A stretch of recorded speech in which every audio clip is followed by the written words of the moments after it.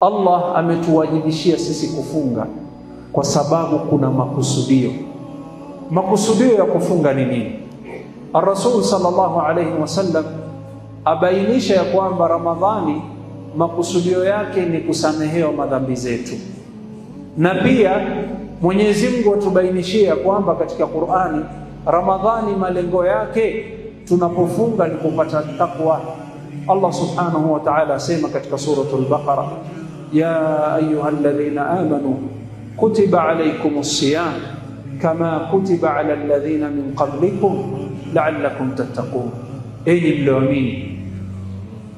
mlioamini, imekuwa ni wajibu na faradhi kwenu mupate kufunga, na ni lazima.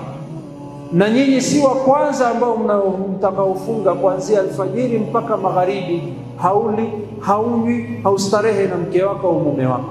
Si nyinyi peke yenu mulifanya hivi. Kama kutiba ala alladhina min qablikum, wale waliokuwa kabla nyinyi walikuwa wanafunga. Maadamu wale waliweza, na nyinyi ummatu Muhammad umma bora hamshindi. La'allakum tattaqun, malengo na madhumuni ya kuacha kula na kunywa na kustarehe na mume au mke wako, malengo na madhumuni ni ufikia at-taqwa, ili uweze kufanya yale Mwenyezi Mungu aliyokuamrisha na uweze kuacha yale Mwenyezi Mungu aliyokataza. Ulama wakaulizana, takwa inakujaje, inapatikana vipi ikiwa mtu hali na hanywi na hamwendei mke wake?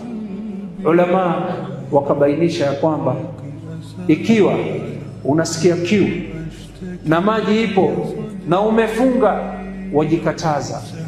Na ikiwa umejikataza hiyo maji na wakataa na waacha kwa ajili ya Mwenyezi Mungu, ushindi kuacha kunywa pombe. Ikiwa mke wako uliyemuoa ukalipa mahari, ukafungisha nikah, ukasema kabiltu, una hamu naye, lakini wasema la, mimi nimefunga.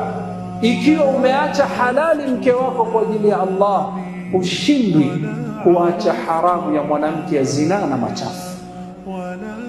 Ikiwa umeacha chakula cha halali ambacho umenunua kwa pesa zako na jinsi ya chakula yenyewe ni halali, umeacha kula kwa ajili ya Allah, basi huishindi kuacha haramu na muamala mbaya na kuibia watu mali yao na riba na dhulma na mali ya mayatima. Hushindi.